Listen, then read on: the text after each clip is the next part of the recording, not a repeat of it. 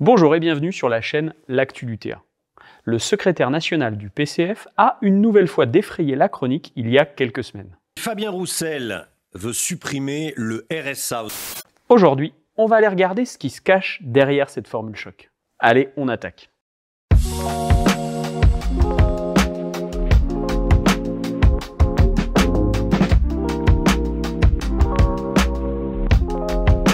On reconnaîtra une tactique de com dont le leader communiste est désormais coutumier.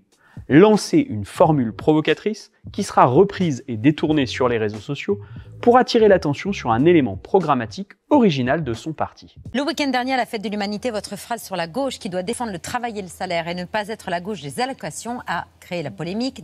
Les frontières sont des passoires, une sortie qui lui a valu les critiques immédiates d'une partie de la NUPES.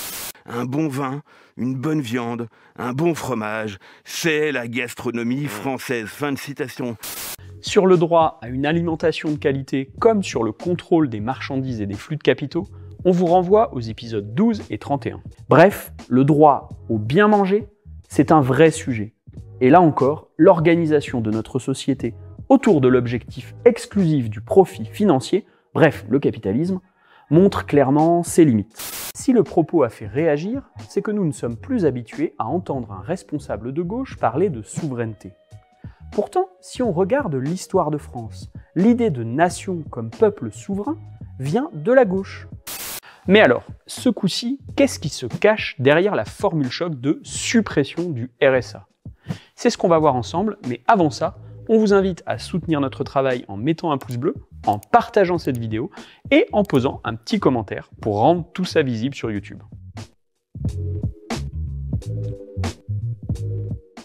Le Parti communiste, nous proposons un grand projet que nous nommons une sécurité d'emploi ou de formation.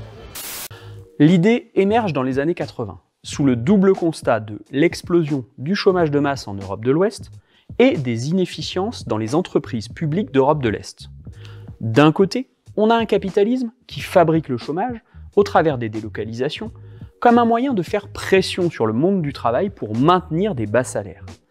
De l'autre, on a un socialisme 1.0 qui garantit l'emploi de toutes et tous, mais qui n'arrive pas à ajuster ses emplois aux gains de productivité technologique et n'optimise pas la force de travail collective.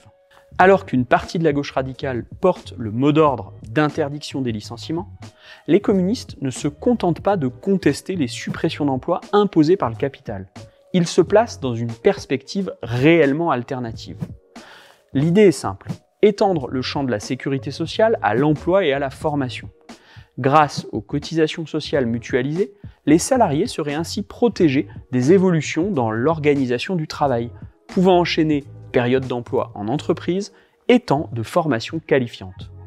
Ce projet permettra à chacun de s'adapter aux évolutions technologiques sans passer par la case précarité.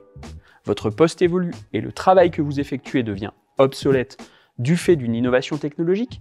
Pas de problème, vous repartez en formation et vous êtes rémunéré par une allocation financée par les cotisations sociales pour faire évoluer librement votre qualification et retourner vers un emploi pertinent.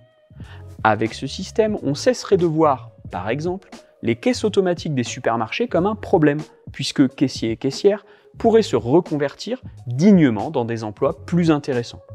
Mais ce projet va plus loin, il porte une réelle souveraineté sur le travail.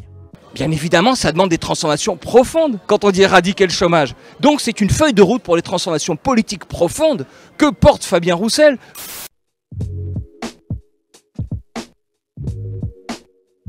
Sécurité emploi formation ne peut pas se concevoir sans son volet démocratique. Dans ce projet, le contrôle des salariés et des citoyens s'exerce sur les fonds de cotisation sociale, mais aussi les circuits de financement et les entreprises elles-mêmes. Les banques privées n'auraient plus la main exclusive sur l'attribution des crédits. Les grandes décisions d'investissement seront le fruit de décisions démocratiques. Des critères sociaux et environnementaux seront fixés pour orienter les choix de tous les acteurs économiques dans un sens débattu en commun. C'est sous ce prisme qu'il faut comprendre cette proposition. Moi, je suis pour qu'on prête à 0%, même à des taux négatifs, à ces industriels pour qu'ils investissent en France. Droit nouveau sur les richesses créées par notre travail, droit nouveau pour orienter l'utilisation de l'argent et droits nouveaux dans les entreprises, pour que les salariés puissent intervenir directement sur les stratégies des groupes. Voilà tout ce que recouvre le projet communiste de sécurité emploi formation. C'est quand même plus ambitieux que de poser des pansements sociaux sur les maux du capitalisme et de maintenir toute une population sous le seuil de pauvreté, non? On termine cet épisode en vous invitant à prolonger le débat en commentaire. Comment vous le voyez, vous, le rapport au travail dans une société débarrassée de la tyrannie du capitalisme financier? Parce que c'est quand même le propre de l'humanité de transformer son environnement, donc c'est pas un petit sujet.